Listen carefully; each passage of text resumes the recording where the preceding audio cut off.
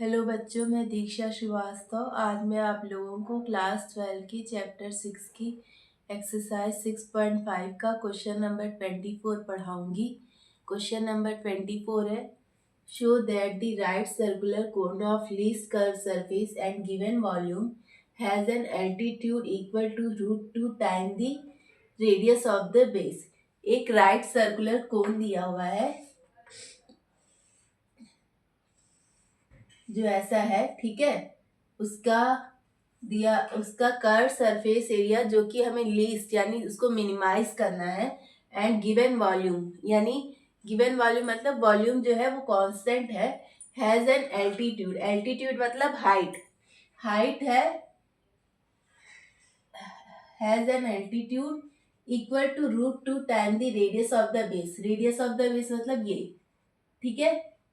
ये हमें प्रूव करना है कि जो हाइट है वो √2 times radius of the base है। ये हमें प्रूव करना है, ठीक है। हमें क्या प्रूव करना है? ये प्रूव करना है। अब हमें क्या दिया हुआ है?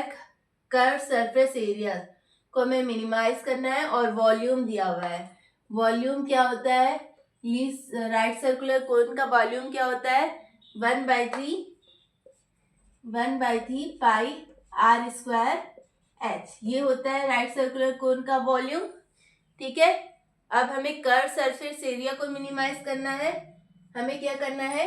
कर्व सरफेस एरिया को मिनिमाइज करना है। कर्व सरफेस एरिया क्या होता है? पाई आर एल होता है, ठीक है। कर्व सरफेस एरिया क्या होता है? पाई आर एल होता है। इसको हमें मिनिमाइज करना है, लेकिन यहाँ पे तो दो वेरिएबल है और हम लोग एक और बात जानते हैं। हम लोग क्या जानते हैं कि L इज इक्वल टू क्या होता है? L इज इक्वल टू होता है √r² प्लस h², ठीक है। हम लोग ये जानते हैं ना कि L इज इक्वल टू क्या होता है? √r² plus h²। तो ये यहाँ पे रख देंगे, तो C is equal to pi r √r² plus h², ये हो जाएगा, ठीक है। लेकिन अभी भी यहाँ पे दो ही वेरिएबल है, R और H। यहाँ पे दो वेरिएबल है, सिंगल वेरिएबल में ये अभी भी कन्वर्ट नहीं हुआ है। तो इसको सिंगल वेरिएबल में कन्वर्ट कैसे करेंगे? यहाँ से इसको सिंगल वेरिएबल में यहाँ से कन्वर्ट करेंगे, क्योंकि v तो कांस्टेंट है, ठीक है। v को तो कोई फर्क पड़ेगा नहीं, तो यहाँ से हम h की वैल्यू निकाल लेते हैं। तो यहाँ से h की वैल्यू निकालेंगे तो h is equal to 3v upon में पाई आर स्क्वायर। इसको स्टार इक्वेशन दे देते हैं, ठीक है। ये हो गया स्टार इक्वेशन, ठीक है। तो यहाँ से h की वैल्यू निकाल लिए, अब यहाँ पे पुट करेंगे, ठीक है। तो यहाँ पे पुट करते हैं,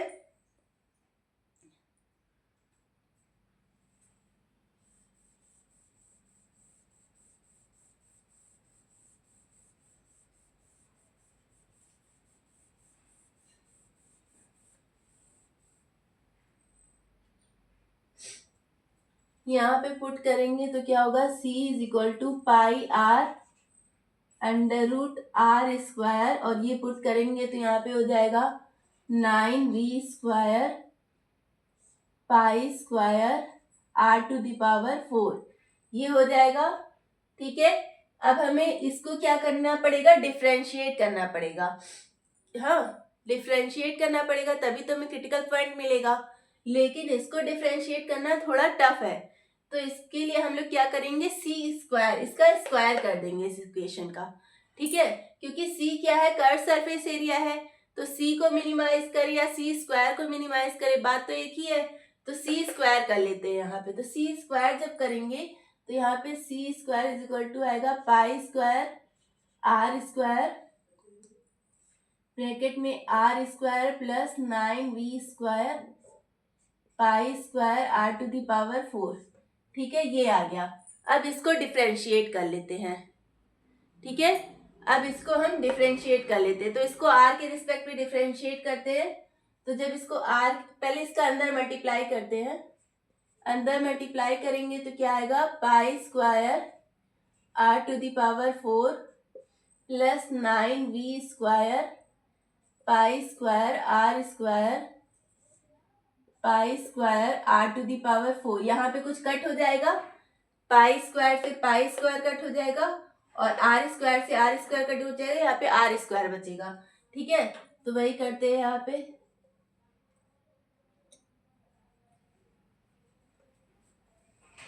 यहाँ पे क्या बचेगा, आर स्क्वायर, ठीक है, ये बचेगा।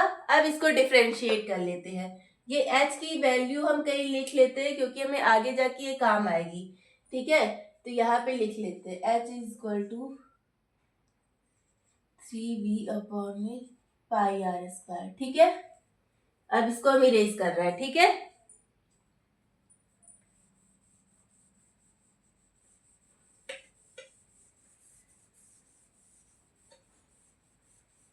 तो अब इसको डिफरेंशिएट करेंगे तो dc² dr², अरे dr क्या आ जाएगा, इसको r के रिस्पेक्ट में डिफरेंशिएट करेंगे तो 4π² प्लस यहाँ पे माइनस हो जाएगा ना, -2 आएगा, -18b²r³, ठीक है, ये आ गया। अब हम लोग क्या करेंगे, इसको 0 से इक्वेट करेंगे। तो जब इसको 0 से इक्वेट करेंगे तो यहाँ से 4π²r³ is equal to 18b²r³।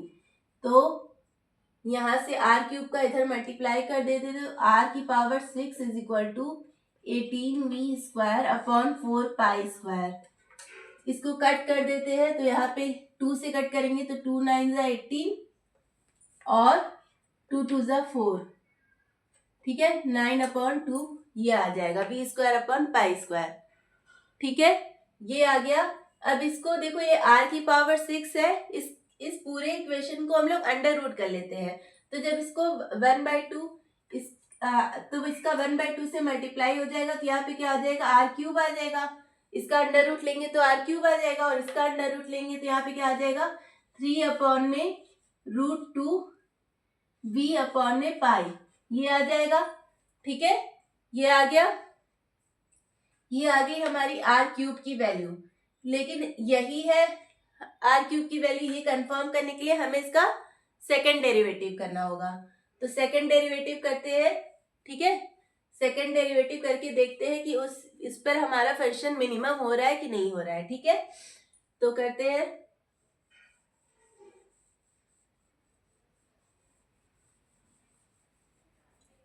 तो second derivative d2c²/dr², second derivative करेंगे तो 12π² प्लस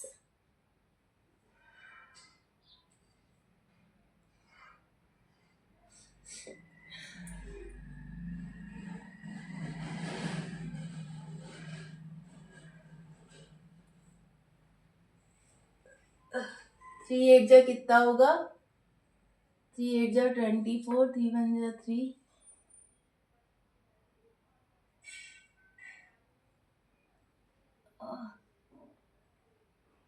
5,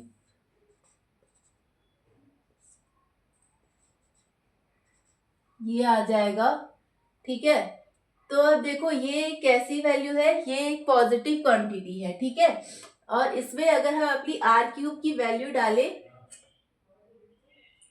क्या है r³ की वैल्यू, r³ की वैल्यू ये है ना 3v/√2π।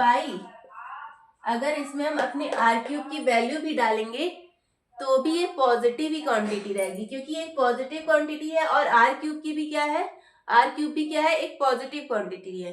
तो इसमें जब ये वैल्यू सब्स्टिट्यूट करेंगे तो भी एक पॉजिटिव ही क्वांटिटी आएगी, मतलब ये कुल मिलाकर क्या है, ये ग्रेटर देन 0 है। और जब सेकेंड डेरिवेटिव हमारा ग्रेटर देन 0 आता है तो क्या आता है, कंडीशन ऑफ मिनिमा।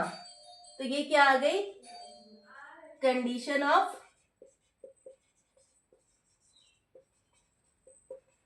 मिनिमा। अब हमें क्या दिखाना था कि जो हमारी एल्टीट्यूड है वो √2 टाइम है रेडियस ऑफ द बेस, तो हमें ये दिखाना है। तो उसके लिए हमें h की वैल्यू ये निकली थी, हमारी h की वैल्यू ये निकली थी और r³ की वैल्यू ये निकली है, ठीक है। तो दोनों को हम लोग कंपेयर कर लेते हैं। तो देखो यहाँ पे भी 3v है ठीक है, इस इक्वेशन में भी और यहाँ पे भी 3b है, तो दोनों में से यहाँ से 3b की वैल्यू निकाल लो। तो यहाँ से 3b की वैल्यू निकालेंगे, 3b की वैल्यू यहाँ से निकालेंगे तो क्या आएगा, पाई आर स्क्वायर एच। ठीक है, 3b की वैल्यू यहाँ से निकाले तो पाई आर स्क्वायर एच आई। अब यहाँ पे 3b की वैल्यू सब्स्टिट्यूट कर दो, तो r cube is equal to pi r square h root 2 pi, pi से पाई कट जाएगा। अब यहाँ पे आर स्क्वायर है, यहाँ पे आर क्यूब है, इसको इधर ले आएंगे तो यहाँ पे बचेगा सिर्फ आर।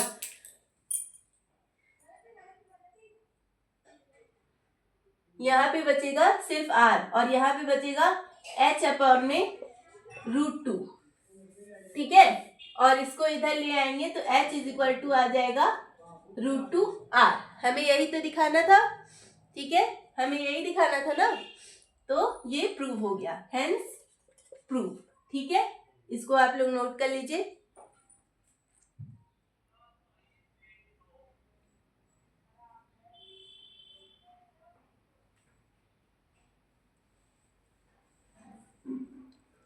ठीक है, तो अगर आप लोगों को मेरा वीडियो पसंद आता है तो प्लीज़ लाइक, शेयर और सब्सक्राइब करें। अगर आप लोग मेरे चैनल पर नए हैं तो ज़रूर से ज़रूर कमेंट करें और सब्सक्राइब करें। Thank you.